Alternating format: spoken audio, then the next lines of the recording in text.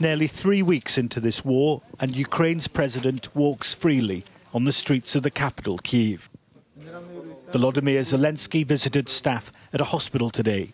He is leading this nation through a war, but this was as much about a photo call as it was a morale booster. Get well.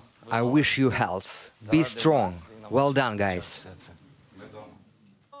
Strength is what they need right now, because this is the northeastern city of Kharkiv, a city pounded into submission.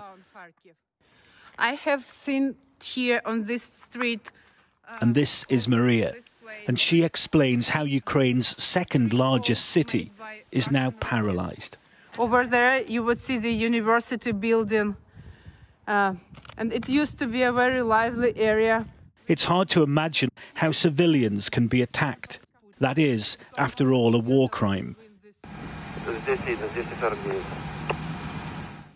And yet this block of flats in Chernihiv was struck by a rocket. In Irpin, just north of Kyiv, fierce fighting. An American photojournalist, Brent Renault, was killed in an attack by Russian forces. Another journalist was injured. It's not clear who they were working for. But time here is running out for those trying to escape the fighting.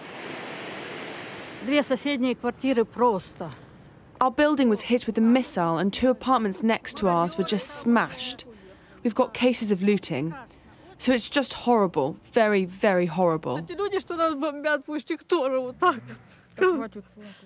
There are signs that the Russians are trying to destroy democracy too, after what's thought to be the kidnap of the mayor of Melitopol by Russian troops. Here, appearing to be led away forcefully at the top of the screen, a new leader has been instated, brought in by the occupation.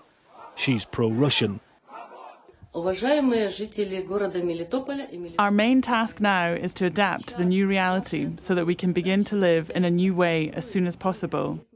Ukraine's foreign minister accused Russia of abducting a second regional mayor. In the Black Sea port of Odesa, a key target for the Russian advance, they are waiting for the war to reach them. Nick Martin, Sky News, hello. How are you? Fine, thank you. Here I meet the mayor of Odesa, Gennady Trukhanov. He admits he's afraid but also angry. Russia are trying to justify their actions by saying that NATO is expanding its borders, he tells me. But no one attacked Russia and no one was going to. This is nonsense.